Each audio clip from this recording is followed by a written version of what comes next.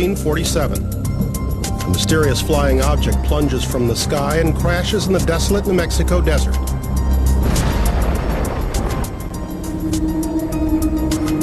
The otherworldly incident ignites a firestorm of speculation. Just exactly what was it that went down on the Foster Ranch outside of Roswell, New Mexico? The reports of the debris suggest something otherworldly. This was not of this earth. I've lived with this for 50 years, and again, I'm not sure what it was, but I do know what it wasn't.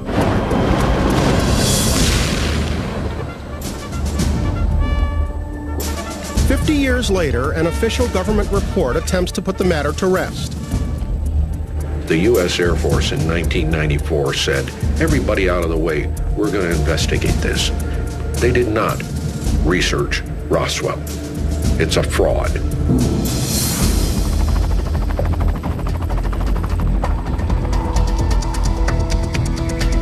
Now, in 2002, archaeologists from the University of New Mexico have returned to Roswell with a unique new mission: to use the tools of modern science to prove or disprove what some claim is science fiction. We are digging holes in the ground to look for physical evidence of an extraterrestrial vessel impact.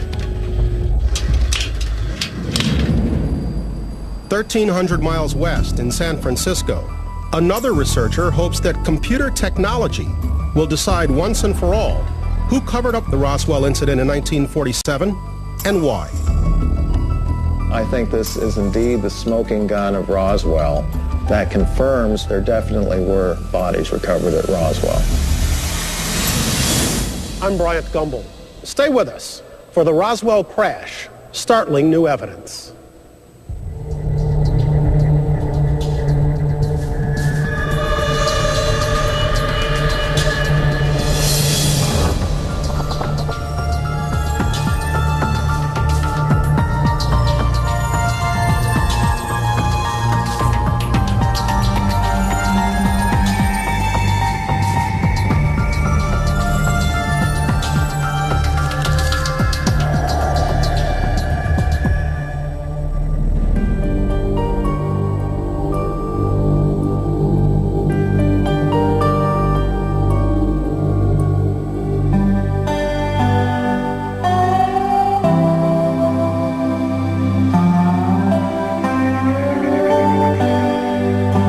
Should be coming up in pump house number 3.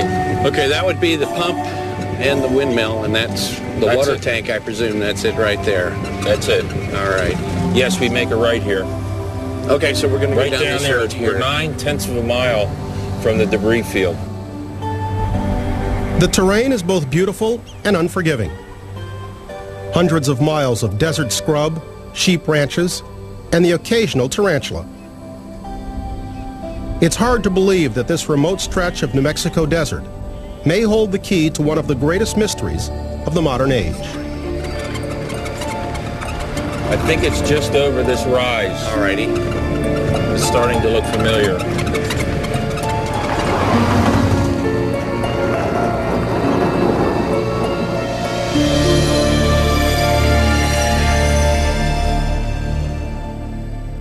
I'm Bryant Gumbel.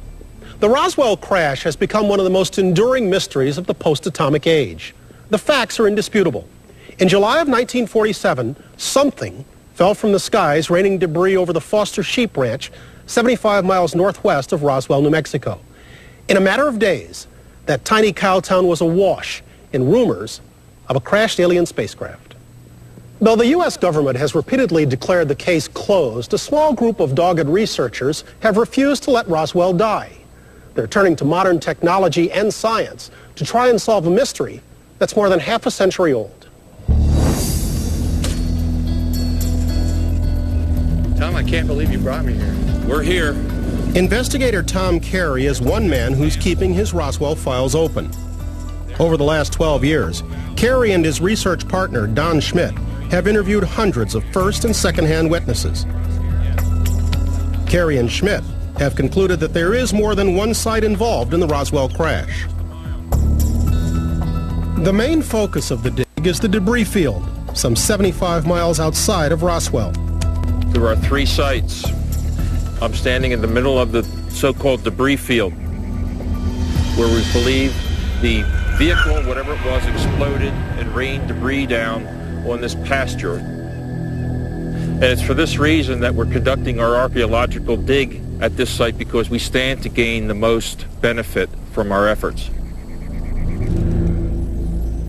There are 2 other sites related to the Roswell incident. 2.5 miles east of here, we believe there's a site where Mac Roswell found some bodies. And another 15 to 20 miles from that site, we believe the craft itself, or what was left of it, came down with perhaps 3 to 5 occupants. University of New Mexico archaeologist Bill Dolman has agreed to oversee an archaeological dig, seeking hard evidence of the actual Roswell debris.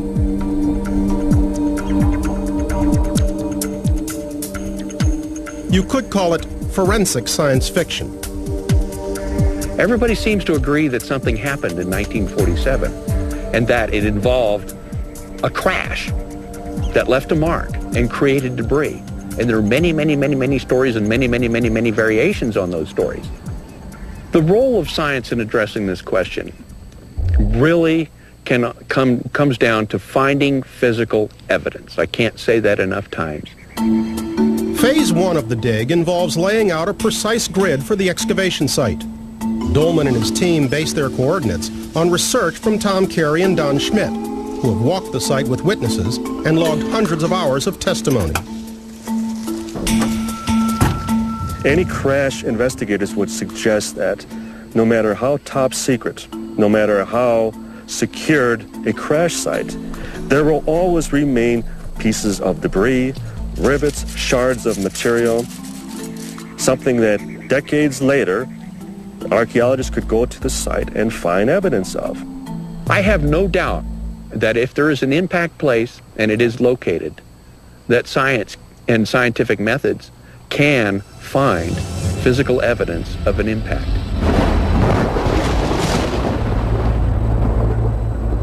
Dolman and his team have now mapped out the dig site. With the where taken care of, the question remains: what was it that hit the Earth with such force that it created a debris field a mile long? The search for that answer begins in Roswell, New Mexico. It was there in July of 1947 that strange things began appearing in the nighttime skies. Hardware store owner Dan Wilmot and his wife were among the first to report seeing an unidentified flying object. I think they were very credible witnesses. The Wilmots saw what they described as the classic flying saucer, like 2 wash bowls, one on top of the other, flying over on July 2nd, 1947 in Roswell. Outside of Roswell, southwest of Highway 285, William Woody and his father reported seeing a fiery object descending toward Earth. What's interesting about the Woody aspect of it is that he and his father, the next day or a day or two later, tried to go out to see if they could find where the thing fell and ran into the military cordon. So we've got an interesting little corroboration there. The military was interested in it and they were turned back by the cordons. The Wilmots and the Woodies were not alone in their sightings. Other observers have reported seeing things in the sky roughly the same time, all flying in different directions.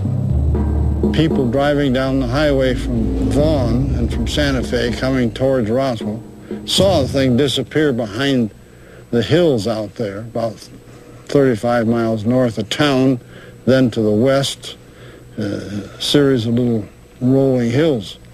So you couldn't see when it crashed. Some eyewitnesses believed it was an airplane they'd seen falling from the sky.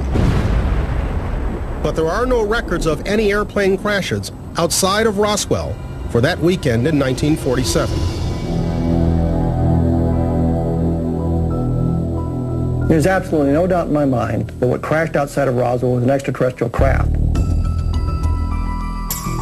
Proof of such an extraterrestrial crash is now dependent upon good science and state-of-the-art imaging technology. Sid, here's your mark.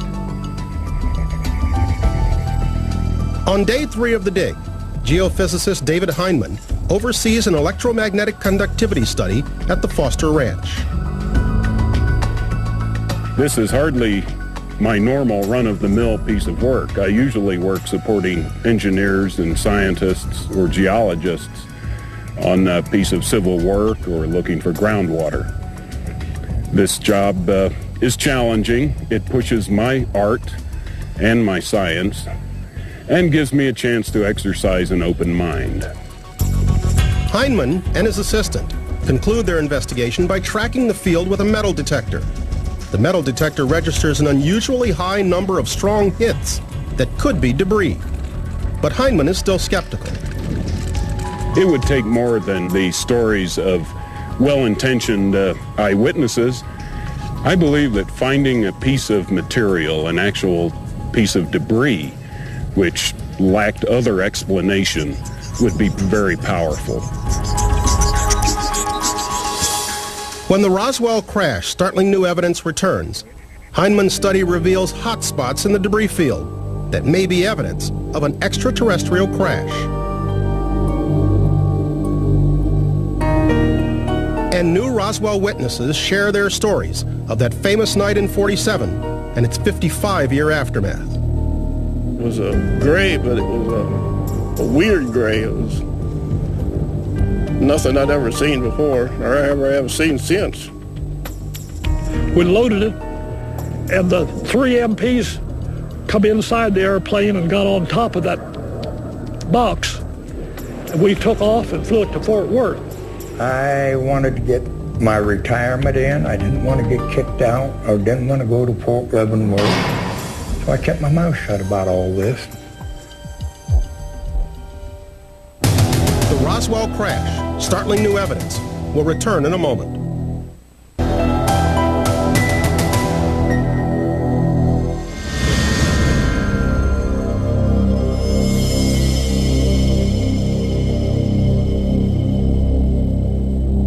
By now, the story's familiar. A mysterious object crashes in the middle of the New Mexico desert, only to be recovered, some say covered up, by the United States government. Was it a weather balloon?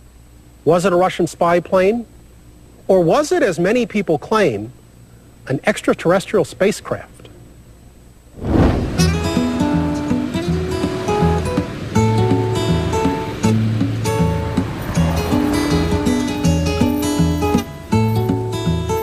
The search for hard evidence of the Roswell crash begins at the International UFO Museum in downtown Roswell. There, archaeologist Bill Dolman introduces his team of volunteers to what will become their holy grail, HUMUOs, his own made-up acronym for what he's termed historic materials of uncertain origin. If this thing, something came and plowed into the surface and created a gouge, all right, and this gouge filled in with sediment over the last 55 years with rain washing down the slopes and stuff like that, then there could be stuff down here that's now buried. Or if there was a hole here and a piece came flying through the air and went and ended up down there, that would be part of it, and it would eventually get buried when this little kangaroo rat finally passed on to the next plane, and his hole filled in with dirt, and down there at the bottom of it is a HUMUO. Leaving Roswell at the crack of dawn, the dig team makes its way out to the debris field.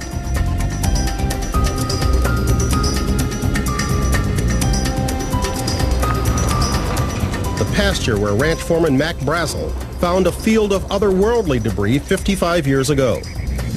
When the center line of the grid system was set up with advice from Tom Carey and Don Schmidt as the best known location for where the furrow was, where whatever impacted hit and scooted along and left a gouge and then flew back up in the air.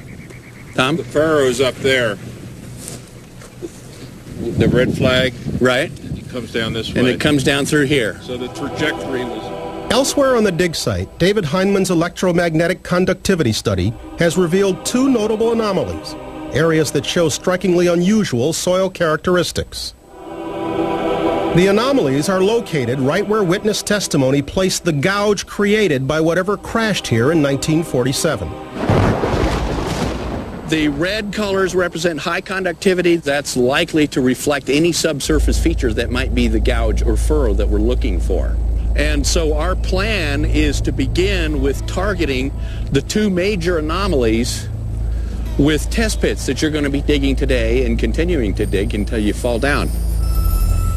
Volunteer Nancy Easley Johnston has come all the way from Colorado to participate in the dig. Her father, the late Major Edwin Easley, was Provost Marshal of the Roswell Army Air Base in 1947. He supervised the cleanup of this very site. It's probably true that we wouldn't be here looking the way we are with a fine-tooth comb, so to speak, had it not been for the good job that my father and his men and the other people who were involved did in cleaning up the site. Citing a vow he made to President Truman, Easley never told his family what happened all those years ago. This is the first time his daughter has ever talked publicly about the Roswell incident. The reason that I came to participate in looking for whatever might be out here is, gosh, we know something happened. And I'd love to know. If I don't learn it in this lifetime, I'm going to have a conversation with my father one of these days to answer all those questions. And more of these military officers who heretofore would only tell us that they were sworn to secrecy, that they still couldn't talk about it, would then finally say, well, I've waited all these years, and yet I feel that at least I owe you this much, and then would acknowledge that it wasn't a balloon, it was a flying saucer, it was something manufactured off the Earth. If the Roswell story is indeed true, how could so many salt-of-the-earth people keep such a secret for more than half a century? The military may have suggested to specific witnesses who saw something that they really rather they didn't talk about it and appeal to their patriotism, which in 1947 would have worked really well. We were talking different times and different eras, and I think we're dealing with people who were very honorable people in 1947. It was during the early 1940s that American flyboys first encountered mysterious objects that would later be classified as UFOs. It is in World War II where sightings of UFOs really spiked up in a very significant way. They encountered these glowing balls of light, for instance, that would pace a plane going at 300, 400 miles per hour and then shoot up in the sky. No one really knew what these were. Dubbed Foo Fighters, these strange balls of light were initially believed to be some form of psychological warfare developed by the Nazis. Foo Fighters were observed in the Pacific Theater as well as the European Theater. And they were observed by American, French, British pilots as well as German and Japanese pilots. You know, who do they belong to? What are they? No one really knew.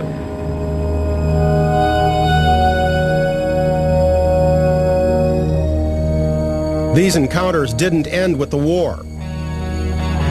In 1947, Americans found their skies filled with all sorts of strange flying objects. The UFO phenomenon really took off actually in June of 1947 in the state of Washington, when a pilot by the name of Kenneth Arnold saw many objects going in formation at a very, very high speed by Mount Rainier in Washington. Arnold said that the 9 silvery objects he'd seen looked like saucers skipping over a pond. The next day, his story was front-page news, and a new term entered the American lexicon: flying saucer. Today, the term flying saucer seems outdated and comical, but in 1947, it was no laughing matter. The government was panicked about UFOs. They didn't know what it was. Here's this phenomenon invading our airspace. They're unable to do anything about it. So there was a high level of panic. What if this happens to be alien invaders? They can't prepare for it.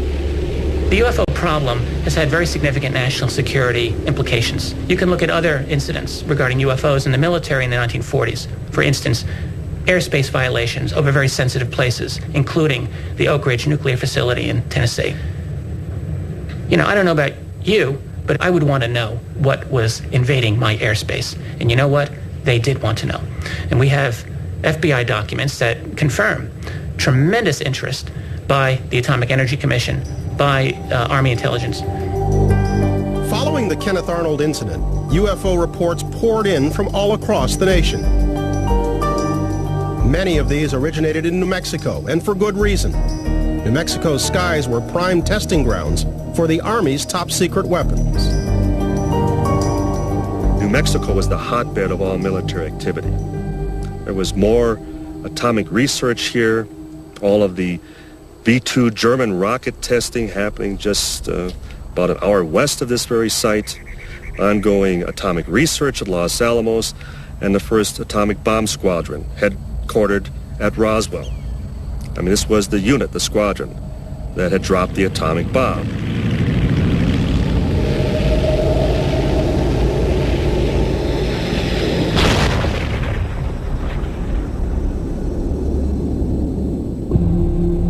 It was in Roswell on the night of July 2nd, 1947, that the Wilmots and the Woodies first glimpsed a mysterious flying object plummeting towards Earth.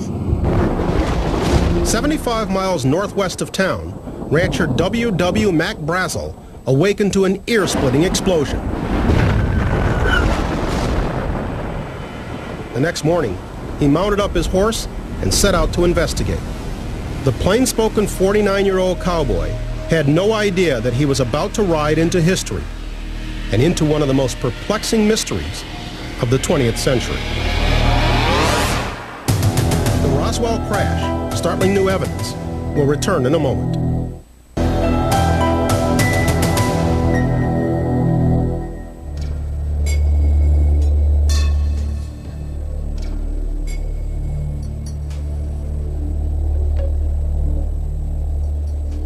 "75 miles outside of Roswell, the team of archaeologists and volunteers are about to break ground at the Foster Ranch. The hope is that 6 days of digging and sifting will finally answer the question, what really fell to earth there in July of 1947? This is the first penetration of the ground by excavation equipment on the Foster Ranch dig in September of 2002.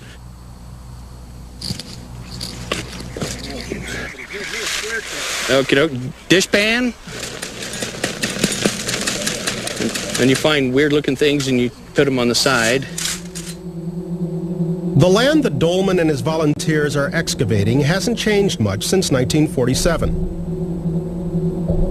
Back then, Foster Ranch foreman Mac Brazel didn't have a team of archaeologists or a metal detector. All the 49-year-old cowboy had was his eyes, ears, and years of experience running a ranch. In all that time, he'd never seen anything like what he discovered on that steamy July morning. The whole thing had the appearance of something that had blown up high in the air and then fallen down. Whatever it was, his sheep wouldn't cross. So he had to divert them a mile around for them to water. The strange wreckage that Brazel discovered spanned an area 300 yards wide by a mile long. That parcel of land, known to investigators as the debris field, is where some believe an extraterrestrial craft blew apart and fell to Earth.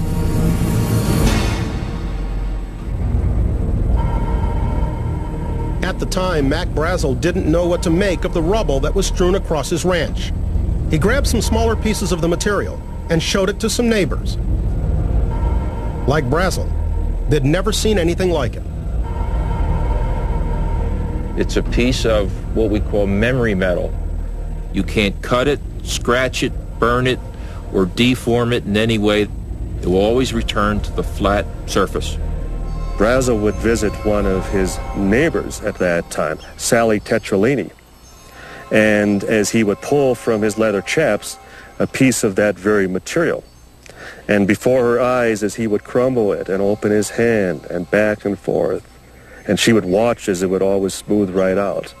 And her lasting impression was, even from that very moment, wouldn't it be great if clothes could be made of such material so I would never have to iron again? One of my favorite Roswell witnesses, what he said was, I never seen nothing that was so thin and so light, but you couldn't bend. I says, God Almighty, what the hell is this? And that's the essence of it. God Almighty, what the hell is this?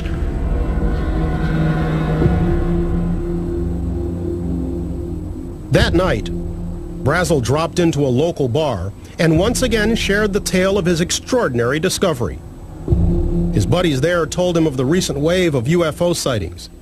Someone suggested there might even be a cash reward for the wreckage he'd stumbled upon.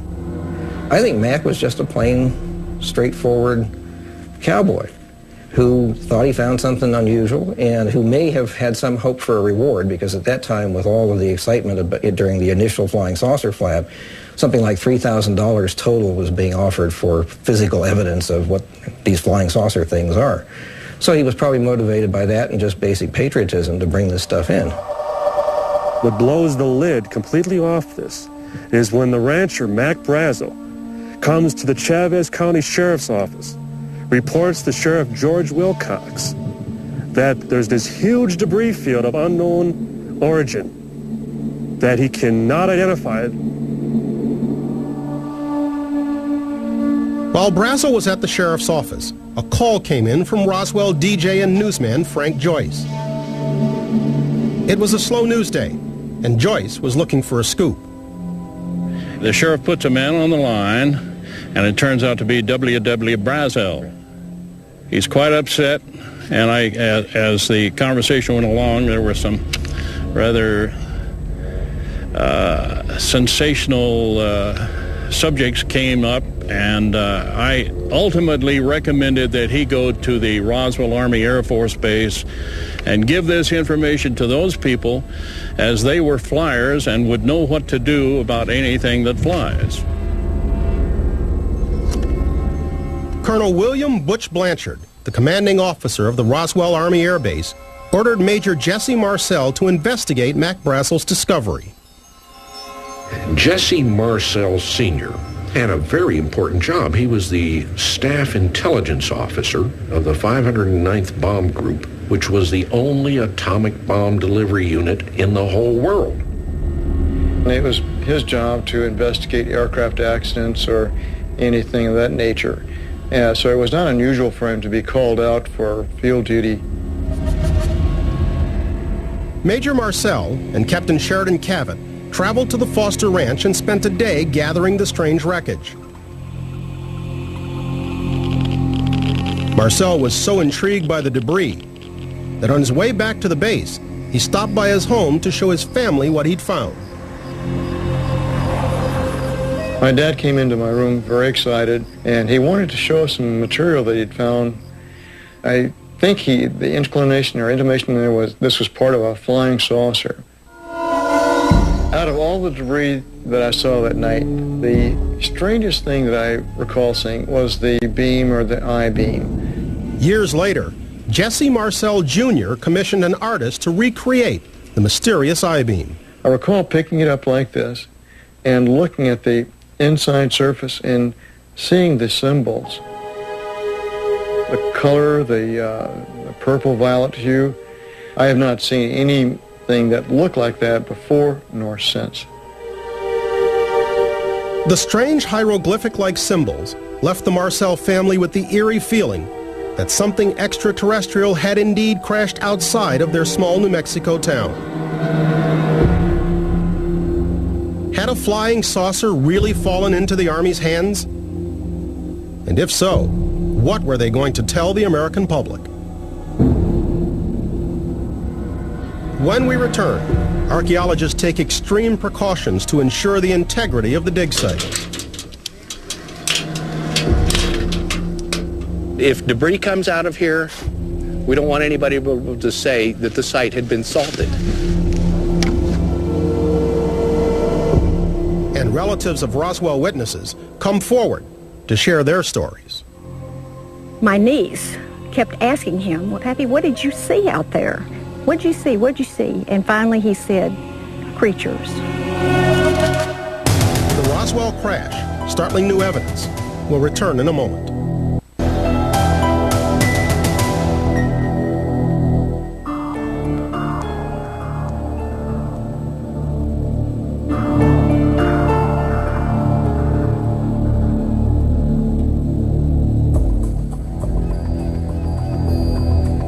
5 of the Roswell Crash excavation. Archaeologists and volunteers are taking soil samples from every sediment layer and bagging and cataloging humuos, hoping they may be pieces of extraterrestrial debris. With each new find, however, head archaeologist Bill Dolman steps up precautions to keep the dig site secure. One of my main missions here was to ensure the integrity of this entire operation. If debris comes out of here, we don't want anybody able to say that the site had been salted. Salting is a term for putting things in the site to make it seem as if they were there when they really weren't there. That's why there was security out here, to make sure that nobody disturbed it. Okay, Vicki, I want you to step in front. We had specific security concerns given the fact that there's a lot of notoriety with the incident in Roswell. Every person that's involved with this group are signed to confidentiality agreements. We maintain access control, identification of people when they come and go. Yes, does anybody scheduled to come in? We have a vehicle coming in. Okay, we're going to move to intercept.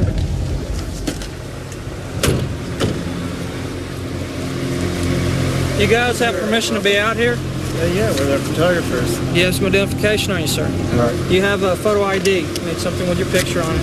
Captain Scott, security to Bill or Larry. Come in, please. You have to maintain a secure perimeter. You have to maintain secure custody and chain of custody on any items that are recovered here. Debris collected from the Foster Ranch back in 1947 followed a much more shadowy chain of custody. Major Jesse Marcel delivered the bizarre material to his commanding officer, Colonel William Blanchard, who then ordered Marcel to hand deliver it to 8th Air Force Commander General Roger Ramey in Fort Worth, Texas.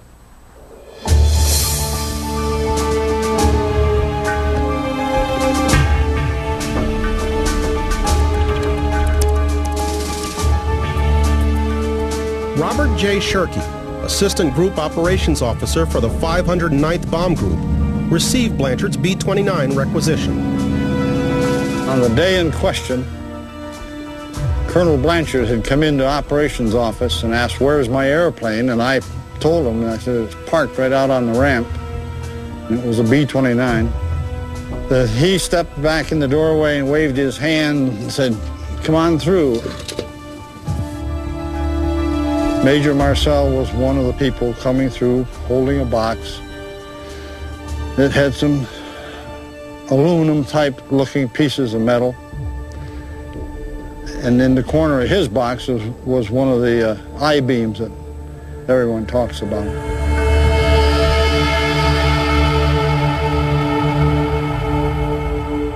In 1947, George Newling was a 17-year-old flight mechanic at the Roswell Army Air Base. Newling was one of the last soldiers at Roswell to get a look at the B-29's unusual cargo. After 55 years of silence, he's agreed to be interviewed for our program. I got to the airplane, there was MPs standing around it with machine guns. That was very weird. They just checked my pass, and I went on in the aircraft. And that's when I spotted this object. It was a gray, but it was a weird gray. It was nothing I'd ever seen before, or ever have seen since. I was standing there with my mouth open, looking at it. Well, that's when they escorted me down to the provost marshal. He said, "Just forget what you seen and go on back to barracks and don't go back on the line." Robert Slusher, an airman with the 509th, was a member of a second B-29 flight crew at the Roswell Air Base. After Marcel left for Fort Worth with the wreckage, Slusher and his crew departed with a payload that was even more mysterious. It's a box. It was probably 11 foot long, probably 5 foot wide.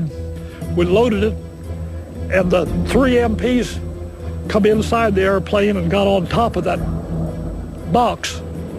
And we took off and flew it to Fort Worth. On the way back, Lieutenant Martucci says, "Boys, we've just made history." What he meant by it, I have no idea. And then when they got back, they just said, "This is a classified mission. Don't talk." So the next day, the rumor got out, said you flew the bodies back to Fort Worth. at the debris field, Provost Marshal Major Edwin Easley's main concern was to find any remaining debris. Under orders from Colonel Blanchard, he supervised a thorough cleanup of the area. My father was asked to bring a contingent of men out here and secure the site to keep people from coming to the site. And later on, it's my understanding that he and his men cleaned the site and took away whatever was here. They basically grabbed anybody who was free to come out here to actually get down on their hands and knees to pick up the pieces of debris. Blanchard's next step was perhaps even more puzzling. He contacted 25-year-old public relations officer Walter Hott. I went up to headquarters, and he told me that we had in our possession pieces of a flying saucer. Told me what he wanted in a press release. This was information that was given to me by the base commander, and when he told me to do something, that was it. If the boss man said that we had a flying saucer in our possession, we had one, and that was it. Hott hand-delivered the release to the local newspapers and radio stations, then went home for lunch. By the next morning, the story was worldwide news. The phone was ringing off the hook all over Roswell, at the base, the sheriff's office, radio stations, newspapers, etc. This is 2 weeks after the big noise began about flying saucers. Headlines all over the 44 states there were sightings. Meanwhile, after arriving at Fort Worth, Texas with his mysterious cargo, Major Jesse Marcel debriefed General Roger Ramey, commander of the 8th Air Force, on the sequence of events thus far. According to Marcel, General Ramey took him to the map room and said, point out where you found this stuff. And Marcel was a map maker by profession. We came back and they laid out this weather balloon while he wasn't there.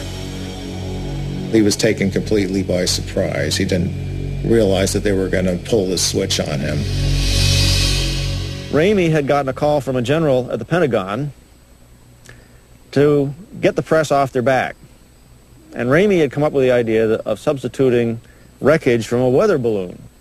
And so Ramey told the press that all this stuff was simply a weather balloon.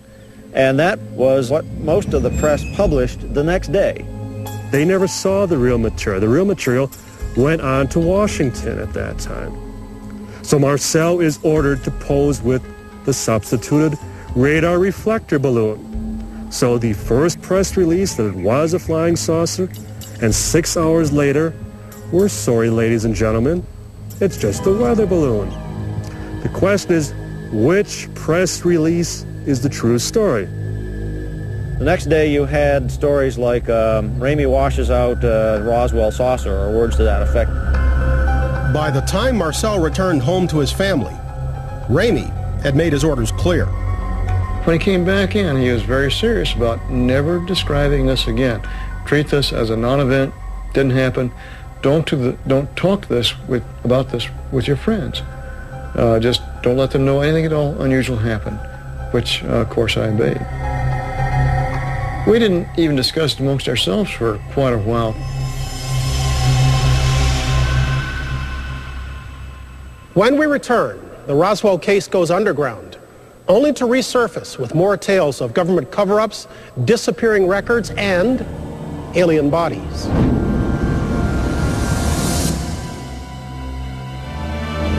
After 2.5 years of studying this, I think this is indeed the smoking gun of Roswell that confirms what the witnesses had been telling us about bodies being recovered at Roswell. And there has indeed been a cover-up of what happened.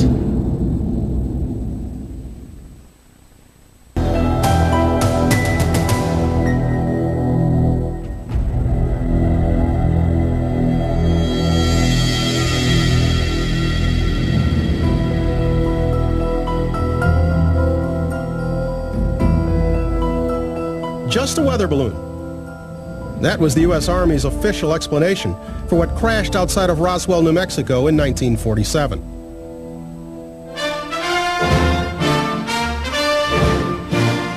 In the months and years that followed, the military launched a PR offensive aimed at reassuring anxious Americans that the skies were safe from alien invaders. It does not contain any pattern of purpose or of consistency that we can relate to any conceivable threat to the United States. Public interest in the last few years has increased very greatly in the phenomenon which has been identified as flying saucers. These stories have led to much fiction and much fancy.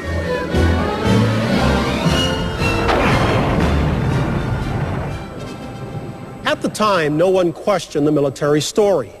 With the Second World War only a couple of years behind them, patriotic Americans trusted their government.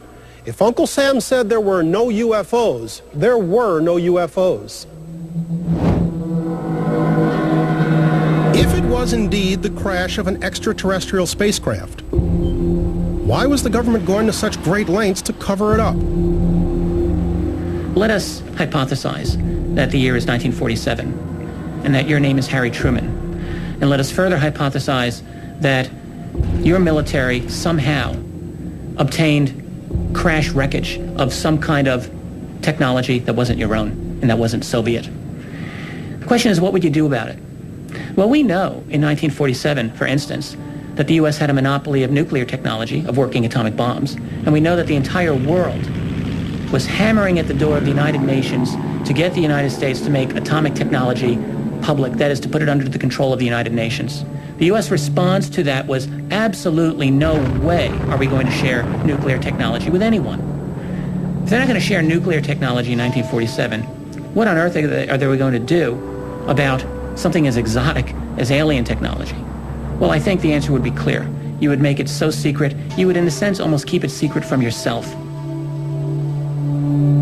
Following General Roger Ramey's press conference on July 8, 1947, it appeared that the Roswell incident was successfully dead and buried. After 1947, through about 1978, very little was done on the Roswell case. There were mentions here and there were references to it. Usually if it was referenced, it was suggested it was a hoax or a misidentification. The Roswell craze was launched anew in 1978, when investigators Stanton Friedman and Len Stringfield stumbled upon a little-known retired Army officer named Jesse Marcel. After 31 years, Marcel had finally decided to break his silence on the Roswell incident. He tells me the story about being the intelligence officer at the base here in Roswell, getting a call from the sheriff's office, going out with the counterintelligence corps man, with the rancher who would come in with pieces of this weird stuff, following them out because there's no way to tell anybody where that debris field is, and seeing all this stuff strewn out of an area 3/4 of a mile long, a few hundred feet wide.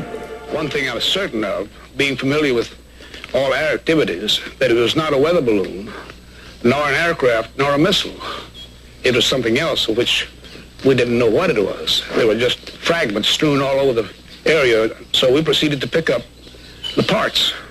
A lot of it had a lot of little members with symbols that, to me, I call them hieroglyphics because I could not interpret them, could not be read. They were just like symbols of something that meant something. These little members could not be broken, could not be burned. I even tried to burn that, would not burn. See, that stuff weighs nothing. It's not any thicker than tinfoil in a pack of cigarettes. Yeah, my dad never changed his story. He was convinced this came from some other place, though, meaning another solar system. He never divulged what he thought it was, except, well, the flying saucer thing, whatever that meant.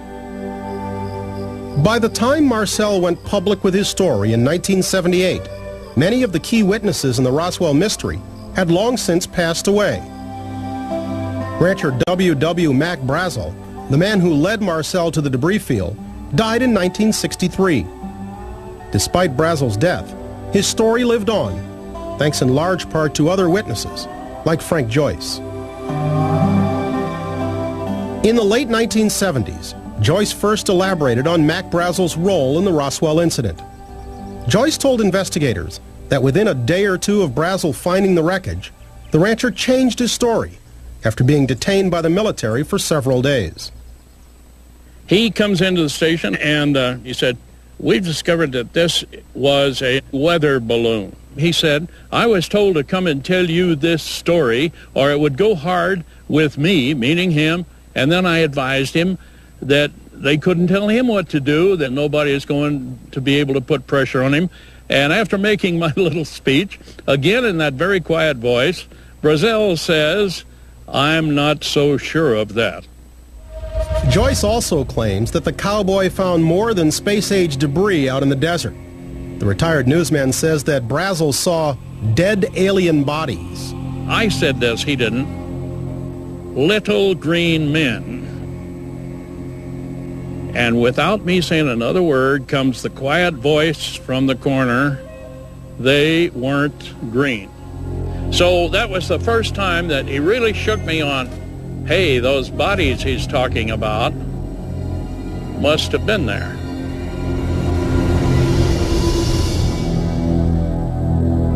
The question of alien bodies has fascinated Roswell investigators for years. Based upon his research, Tom Carey speculates that alien bodies were found 2.5 miles from the debris field and at an impact site some 20 miles away. We're talking up to 8 bodies that we believe were involved in the crash. We also have testimony from a number of people that at least one was alive, perhaps 2, when the military got here. There are no known living witnesses who claim to have seen the bodies with their own eyes. Most of the testimony collected by investigators comes via second-hand witnesses, like Roswell mortician Glenn Dennis. Dennis says he learned about the alien bodies when he ran into an Army nurse that he knew. She was hysterical and told him she had just been forced to assist in an alien autopsy. What they wanted her to do was to write down what they were examining, and said there was a crash bag that was open with 2 very mutilated small bodies that looked like kind of ancient Chinese. On another gurney, there was the limbs and everything were severed, but the torso, they would take a forceps and turn overhand, and they would describe so many centimeters, 4 fingers, little pads, looked like little pads with little miniature suction cups. The heads were very large, pliable like newborn children, and their eyes were very large. Dennis claimed that while at the base, his life was threatened by an officer. There was another captain standing there, and he came up and he tapped me on the shoulder and he said, don't go in and start a bunch of rumors. So I didn't like his attitude, and I said, I'm a civilian, you can't do anything to me, you can go to hell. And that's when he really punched me a little bit, and he said, somebody will be picking your bones out of the sand if you do. There are other Roswell citizens who recall eerily similar events. Today, Pete and Mary Anaya are fixtures in New Mexico Democratic politics. But in July of 1947, they were a young working-class couple in Roswell. At the time, Anaya was a cook at the base. He says his good friend Joseph Montoya, then Lieutenant Governor of New Mexico, also saw the alien corpses. My brother used to know him real good, and so did me. He came down one time to campaign for Lieutenant Governor, so he told me and Ruben to take him to the base. He came out and he told us he saw 3 little men, the head about that big. And then he said they were funny-looking bodies. He didn't want to talk no more. He was really, really, really upset. Anaya says that Montoya was so shaken up that he asked to go to his house for a drink. Anaya's wife Mary was the next person to hear the Lieutenant Governor's tale of dead aliens. He took some drinks, and I mean, not only 1 or 2, it was quite a bit. He was pretty shaken. We wanted to know more, because I didn't want to believe that, at the first I didn't want to believe that they had seen little people. Once he calmed down, Montoya refused to discuss the matter in public ever again. Like Glenn Dennis, Anaya says his and his brother's lives were later threatened. The sinister message was allegedly delivered from the airbase by Sheriff George Wilcox. The sheriff came in and talked to me and him, and I told the sheriff what's going on. And then the sheriff told us, you better keep your mouth shut, because if you won't keep your mouth shut, you're going to get killed. Perhaps the most compelling story about the alien bodies is attributed to the late Major Edwin Easley, who served as the Provost Marshal of Roswell Army Airfield in 1947. His youngest daughter, Nancy, a dig volunteer, tells of her father's reluctance to discuss the Roswell incident. Whenever we would ask him about Roswell, he would simply tell us that he had promised President Truman that he would not talk about it. He kept his word. He wouldn't engage in these conversations until he was dying. He was already on high doses of morphine. My niece kept asking him, well, Pappy, what did you see out there? What'd you see? What'd you see? And finally he said, creatures. At one point in a conversation, I said to him, are we following the right path? And he said, what do you mean? I said, we think it's extraterrestrial. And he said, well, let me put it this way, it's not the wrong path. I think Edwin Easley's testimony is important because it leads sort of to the bodies, it gives us a hint to the importance of military attached to it, and it gives us a lead about how important the administration thought it was. A key to proving that bodies were actually recovered from the crash is to find the impact site itself. According to Kevin Randall, finding proof of bodies and the impact site will be a tall order for even the most seasoned investigator. Unfortunately, some of the witnesses that we had put some trust in turned out not to be as credible as we had hoped for. We know that there was a second site, and there may have been a third or a fourth site, depending on how the thing broke up. But we just don't have someone who was standing on the site and could point, yes, it landed here, and the bodies were here, and this was there.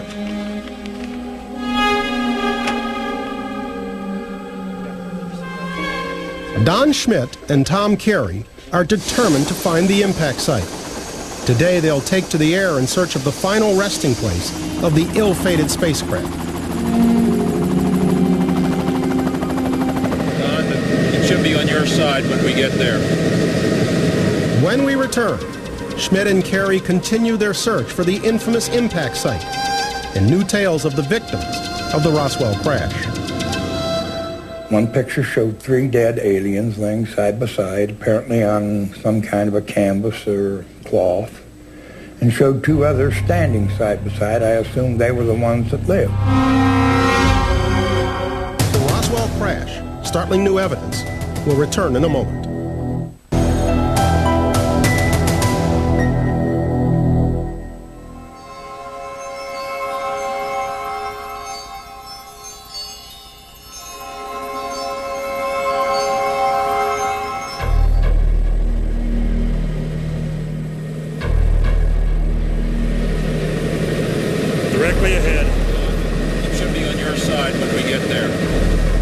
Schmidt and Tom Carey have spent more than a decade investigating the Roswell incident.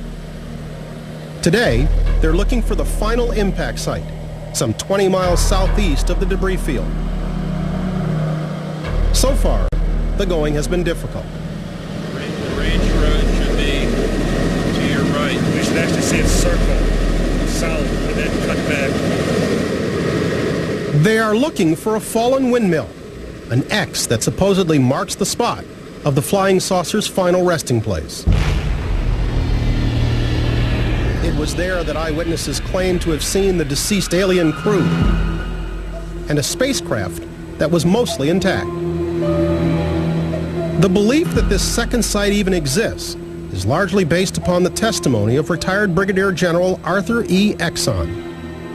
General Exon, who was assigned to the base in 1947, flew over the 2 sites outside of Roswell. We have him on tape saying there were 2 distinct sites. The one further northwest was mainly metallic debris, which describes the Brazel Ranch, and the other site that was closer to town, that was where the main body of the craft was found. And he talks about gouges in the terrain, and he talks about tire tracks in the areas, showing that there had been a real activity to clean this stuff up. Pinpointing the exact location of a fallen windmill is but one of the many difficulties investigators have encountered over the years. Author and researcher Richard Dolan says the UFO field is like a hall of mirrors. You have real documents, you have fake documents, you have real claims, you have claims that can't be verified. Where is truth? There is truth in there. finding out what that is not always easy. Many investigators believe that the ultimate proof of extraterrestrial visits can be found in Washington, D.C. Over the years, the government has released a number of documents that indicate they took the threats of UFOs very seriously. In the months following the Roswell event, high-ranking military officers like Colonel Howard McCoy waxed enthusiastic about UFOs in confidential memos. He says, you might be surprised to know that because of the excitement of last summer about the so-called flying saucers, we now have a project called SIGN looking into this. We have hundreds of sightings by very credible witnesses. We're very concerned about this, and I cannot tell you how much we wish one of these things would crash someplace where we could recover it. Project SIGN eventually became Project Blue Book, a government investigation of UFO sightings spanning more than 20 years. Even though Blue Book confirms 701 sightings that could not be explained, the program was shut down in 1969. Since the closing of Project Blue Book in 1969, the United States Air Force has issued fundamentally the same statement about UFOs. We undertook a 20-some-odd year study of UFOs. We didn't find anything to be unusual or threatening the national security. Therefore, on the basis of that, we close Project Blue Book and we don't investigate UFOs. That is the official truth, you might say. All cultures have an official truth, and all cultures have unofficial truths. It is that shadowy line between the official and unofficial truth that has led millions of Americans to believe that the government is not telling us everything it knows about UFOs. According to Washington, D.C. Attorney Daniel Sheehan, even the highest elected officials have been stonewalled in their search for life out there. Based on what I've been told, is that immediately after President Carter was elected, he contacted the then sitting director of the Central Intelligence Agency, who was George Bush Sr. at the time, and asked to be briefed on and provided information about the issue of extraterrestrial intelligence and the UFO phenomenon. And George Bush Sr. refused to give it to him. While working as a special consultant to the Congressional Research Service, Sheehan gained access to classified sections of Project Blue Book.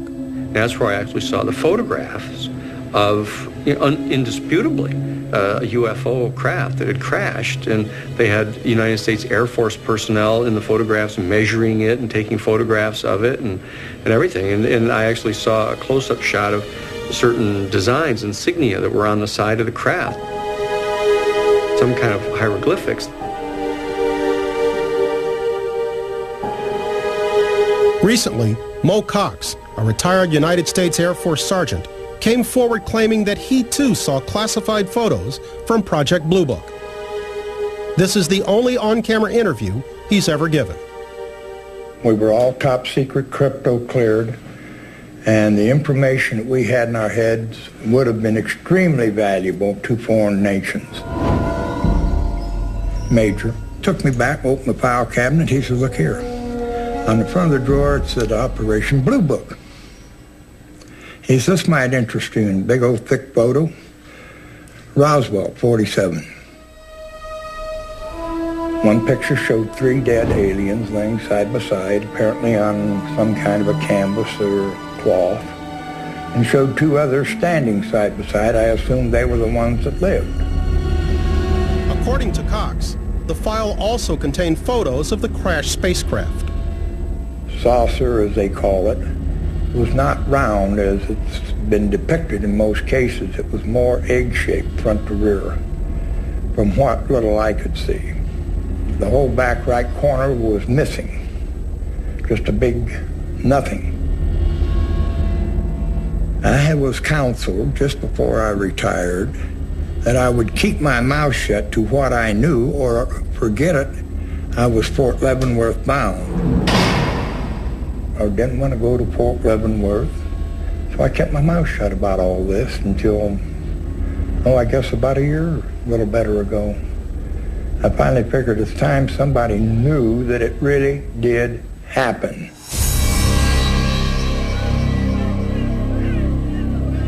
During the 1980s and 90s, investigators filed numerous Freedom of Information Act claims in an effort to have such information declassified. Their efforts were unsuccessful. Here it is. Perfectly normal looking, top secret plus. You never see the plus. That's special compartmented information. We expected a little censorship, and it's not too surprising that there's some blacked out stuff. But then it gets so darn heavy. And it's truly laughable. You're telling me there's no cover-up? This isn't the documents, remember? This is the justification for withholding the documents. Somebody actually went through and measured this stuff, and it's 75% blacked out. Ironically, the government has rejected numerous Freedom of Information requests, citing national security concerns. This despite their earlier findings with Project Blue Book that UFOs pose no significant security threat. In 1993, at the urging of the late New Mexico Congressman Stephen Schiff and the Government Accounting Office, the Air Force agreed to investigate the Roswell incident. They released their findings in 1994. Finally, they came down to this Project Mogul balloons that were being launched at Alamogordo starting in early June of 1947. The Mogul was a classified project, and it was a very important project. The function of Mogul back then was to send aloft balloons with special equipment that would be able to detect when the Soviets detonated an atomic device.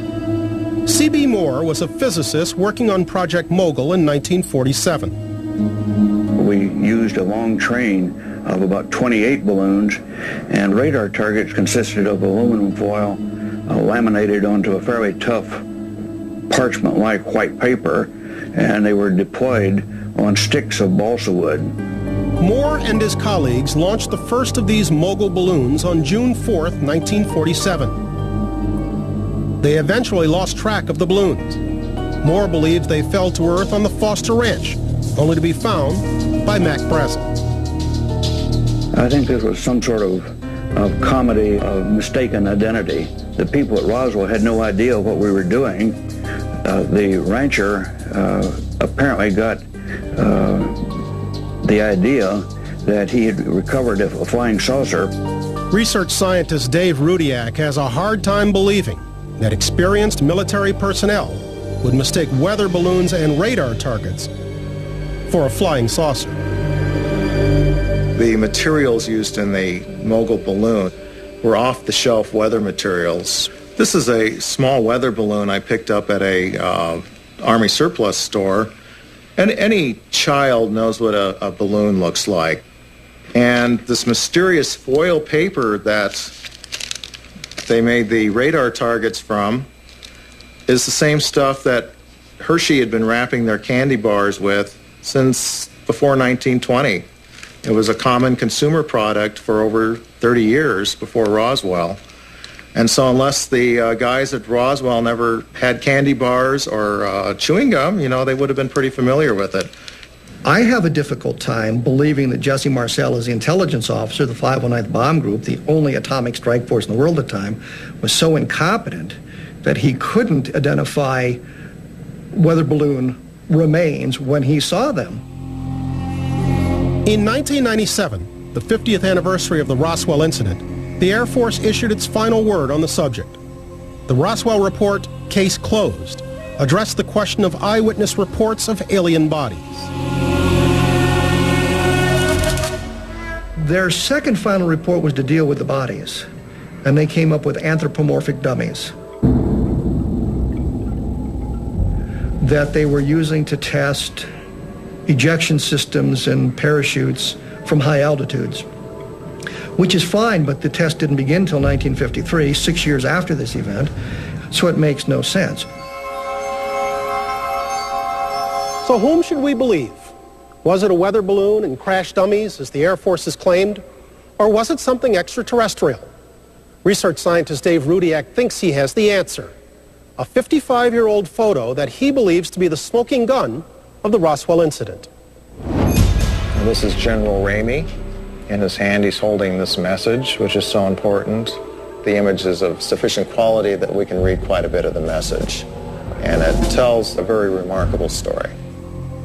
When we return, Dave Rudiak uses computer technology to reveal the contents of General Ramey's top-secret memo. The Roswell Crash, Startling New Evidence, will return in a moment.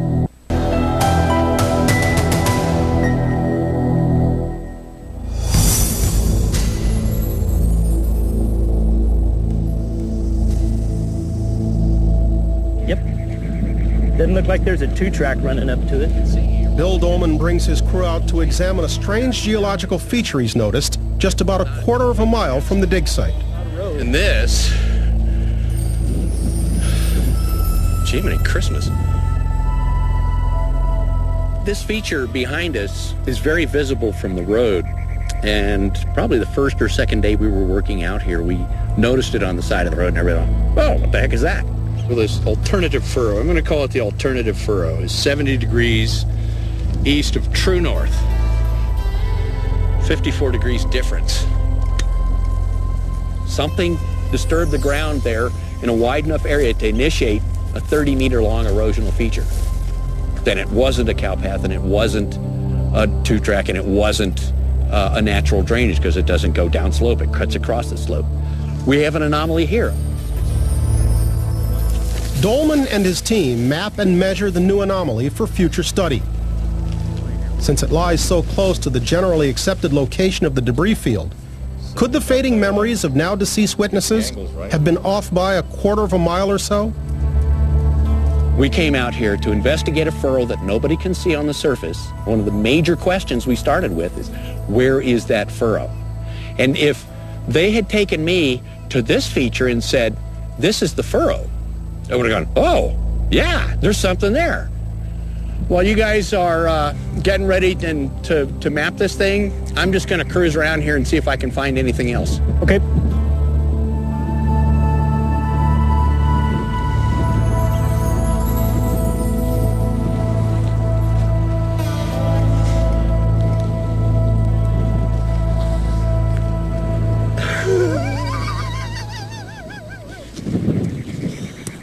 Oh my golly gosh.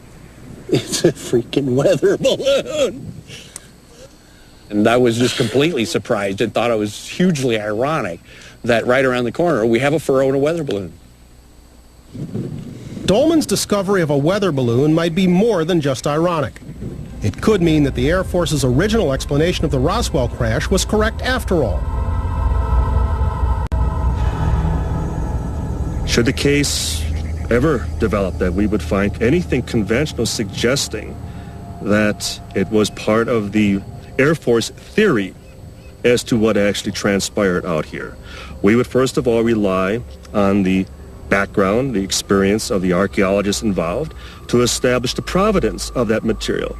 Was it something that was here dating back around 50, 55 years? Or is there the possibility it was something planted much more recently? Do I think it could date back to 1947? It's hard to say. I think that if you notice how the grass is kind of growing through here, and the fact that when I try and lift it, it's sort of stuck to the ground. Stuff has been growing into it for a while. While Dolman waits for the National Weather Service to assess the balloon's age, he oversees the final phase of the project at the original debris field dig site, backhoe excavation of carefully selected sections of the field. The backhoe trenching is kind of the last phase of investigative activity, but we can look at a backhoe trench just like this one in the side of it, look at the stratigraphy that shows up in it, and see whether or not there's evidence of a furrow.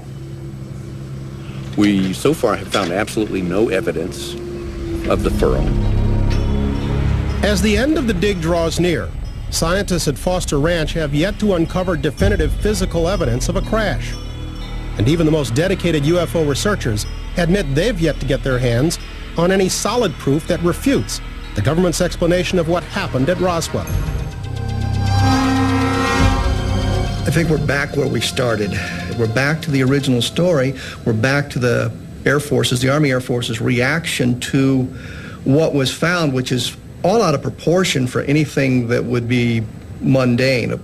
Rumors grew that they might even be fantastic invaders from another planet. But now they tell us it was just a lot of balloons.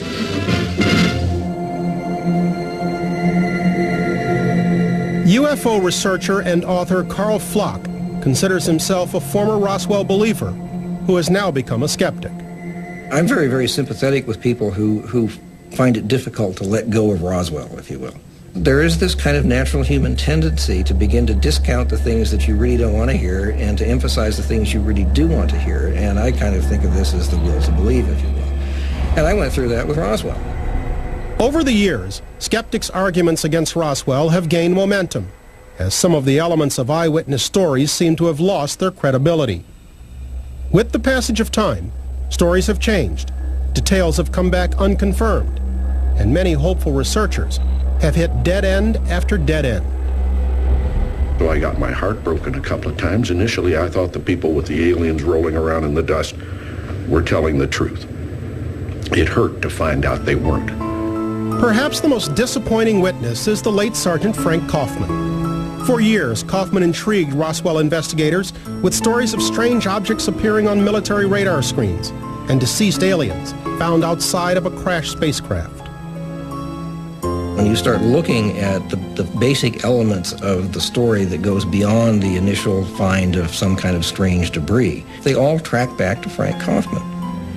Frank is the guy who really is largely responsible for the guts of the Roswell myth. Frank Kaufman became a very important source because he seemed to be on the inside. His story was that he was directly involved. He was an important cog in the retrieval operation, that he had access to all the information and talked about how the bodies were flown out of Roswell and where they were kept and what they looked like and what the craft looked like, and produced drawings of all of this stuff. And unfortunately, Frank Kaufman's testimony doesn't seem to be credible anymore. And that's a real blow to the investigation, because the skeptical community will say, well, you guys believed him, and we did.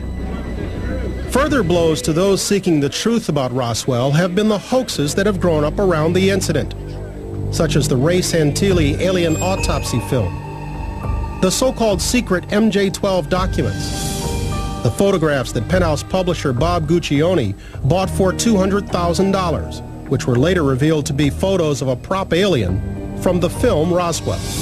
Of course it's going to muddy the waters. People always remember the hoaxes. They'll remember that certain witnesses were discredited. They won't remember that every member of Colonel Blanchard's staff we were able to interview, with a single exception, said this was an extraterrestrial event. I'm very pessimistic because I've done my darndest with some of these reluctant Roswell witnesses. At least 10 people who are still alive who have direct knowledge but won't talk about it. They're going to go to their graves. One of the original Roswell researchers, Stanton Friedman, has said that Roswell research is a race with the Undertaker. And I'm afraid he's right. I'm pessimistic about ever getting to the bottom of this. But the will to believe drives other UFO researchers to push forward against the odds. Dr. Dave Rudiak is a research scientist who believes he has found the long-hoped-for smoking gun of the Roswell incident in a photograph that's been in the public record since 1947.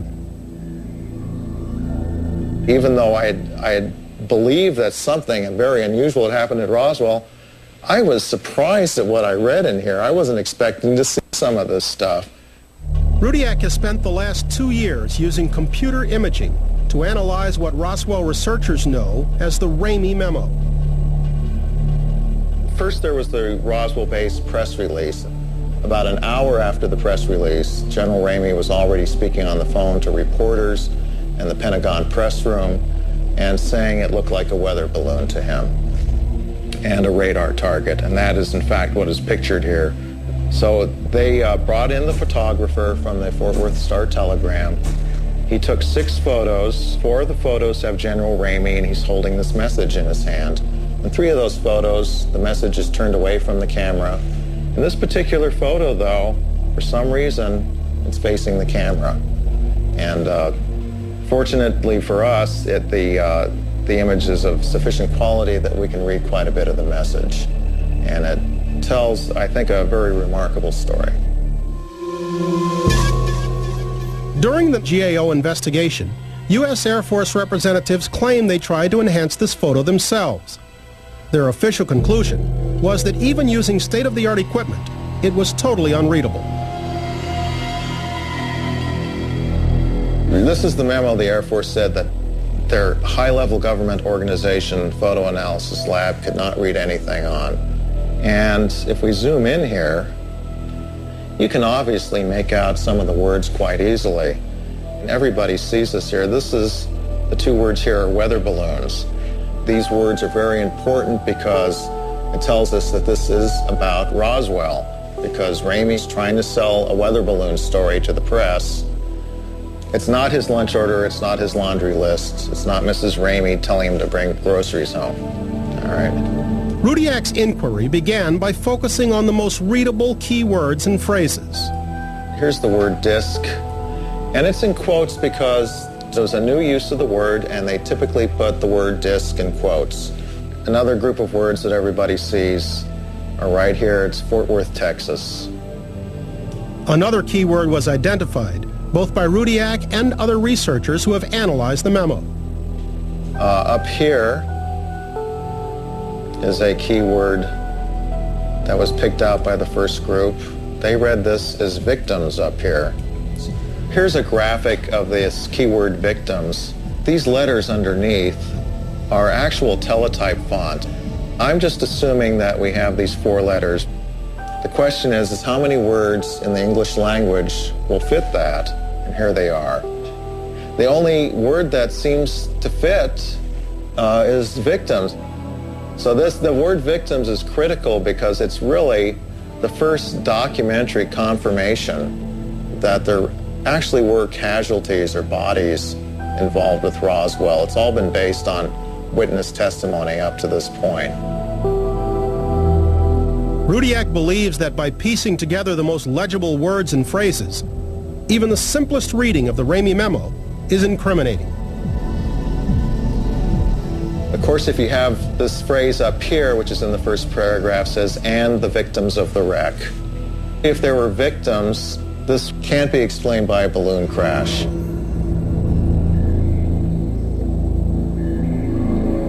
When the Roswell Crash, Startling New Evidence returns. Dave Rudiak reveals the full text of the Ramey memo. And archaeologists get definitive word on the weather balloon found at the Foster Ranch.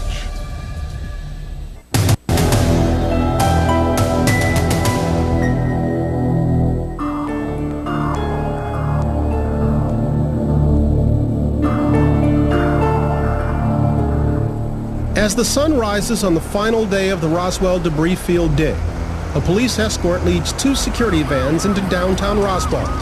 Their cargo, 66 bags of soil samples and humuos, historical materials of uncertain origin that have been under guard since they came out of the debris field.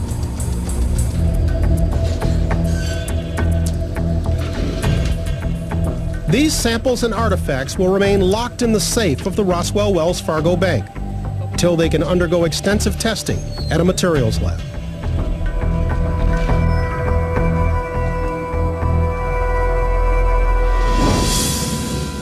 The mystery's over for one artifact found in the field. The National Weather Service estimates Bill Dolman's weather balloon to be no older than 10 years, and certainly not a remnant of the 1947 Roswell crash.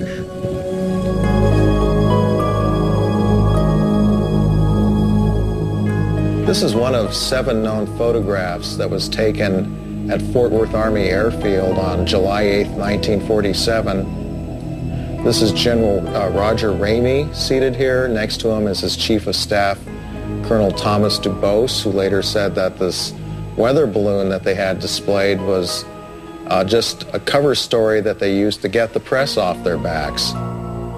After 2 years of research, Dr. Rudiak believes he has interpreted the entire text of the memo in General Ramey's hand. So here's the first paragraph. It reads, Fort Worth Army Airfield, acknowledges that a disk, again in quotes, is the next new find west of the cordon. If I'm reading this correctly, they found the main disk west of the cordon, and General Ramey is confirming this. And then it goes into this phrase, and the victims of the wreck.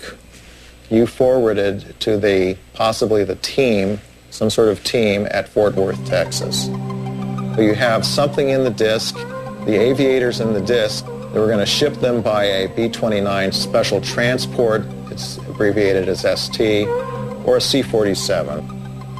I have about 80% confidence in what I have here. I think at least 80% of the words are correct here. I think even if people contest most of the words that I've come up with, that there's enough words that are clear enough, such as in the disk, victims of the wreck, that it puts the lie to the whole balloon explanation, and also to the Air Force's claim in 1994 that nothing could be read in this message. 3 weeks after the backhoe excavation, Bill Dolman returns to the dig site to examine his results. In one of the trenches, he is surprised to find what could be an impact mark, right where the experts said there'd be one. Something moved the original natural soils and sediments from here at some time in the past, and then it filled back in. It happened long enough ago that this feature was not evident on the surface at the time. But does any of this evidence bring us closer to solving the riddle of Roswell? What we have done is find some things that are suggestive, taken soil samples that could be looked at microscopically for some kind of debris evidence. We came up with some surprises. One of them's over the hill and is clearly, to my mind, not a cow path and not an old two-track that's eroded. And it was quite a surprise. Someone could come along and take part of our results, selectively draw upon the results of this study and say that they were offering indisputable physical evidence. But it would not be true. No, we got something that's unexplained. The Roswell incident has become an integral part of New Mexico state history. Back at the university, Dolman briefs Governor Bill Richardson on the results of the dig. And the initial impact point was right in here, according to Don Schmidt, who's basically a technical advisor to the project and a leading UFO researcher. The exciting part about this was that, wow, we've got a stratigraphic anomaly right where there should be one. We've got something, right? It's intriguing. I don't think the U.S. government has fully disclosed everything they know. And what I think is important is that we, through science, through the Foster Ranch Project, we get to the bottom of something that's perplexed many Americans. The question as to whether or not our United States government has actively set up some type of a program that conceals information about extraterrestrial civilization or the UFO phenomenon, I believe that it's absolutely certain. It's beyond just a probability. I feel that they've been waiting until several of us old white hairs die off who were there. Then they can say anything they want because there's no one to refute them. In October of 2002, the Sci-Fi Channel and former Clinton Chief of Staff John Podesta held a joint press conference in Washington, D.C., demanding the U.S. government release its files on unidentified flying objects. It's time to find out what the truth really is that's out there.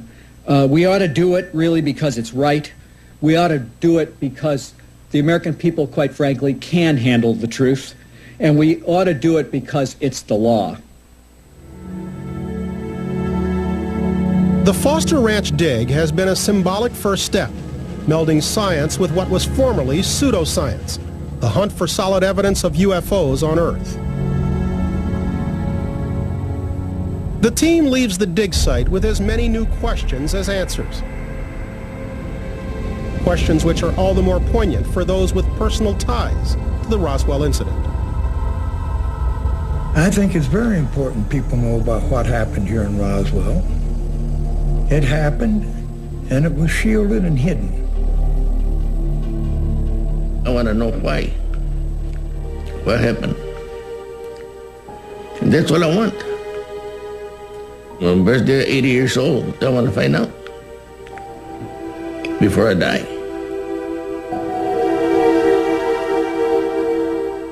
To say, I hope that we find the truth, we may find things and still not know the truth. But I'm hoping that we make some small difference in the body of knowledge about what happened in Roswell. And I'm having a good time just talking to my dad.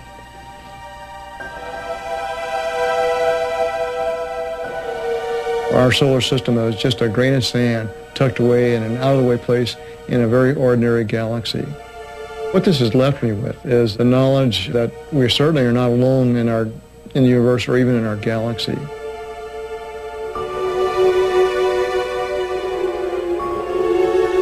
The fact of the matter is, it may well be the most important single public policy issue in our entire lifetimes.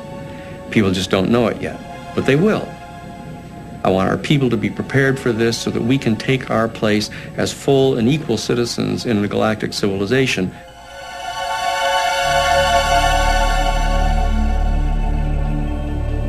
While the Roswell mystery remains unsolved, it's clear that the case file should not be closed.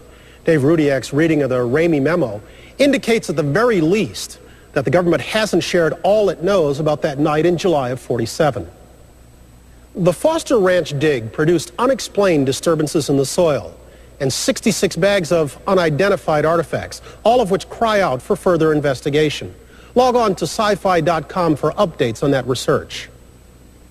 But even if the ultimate answer to the Roswell riddle doesn't come out of the earth at the Foster Ranch, something else already has. The beginning of a marriage between science and science fiction, one that may prove vital as we seek the truth in an uncertain future. I'm Bryant Gumbel. Thanks so very much for joining us.